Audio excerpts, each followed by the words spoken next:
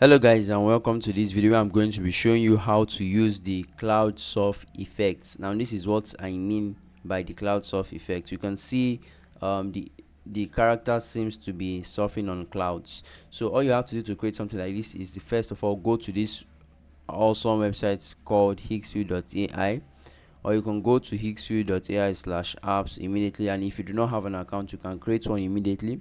And once you do that, scroll and choose the cloud surf effect. You'll be brought to a page like this, where all you have to do to create something like this would be for you to upload the image you want to use.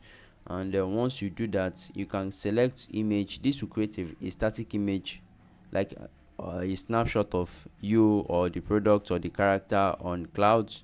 While if you want to create a short video like this, you can click on the video section in this area.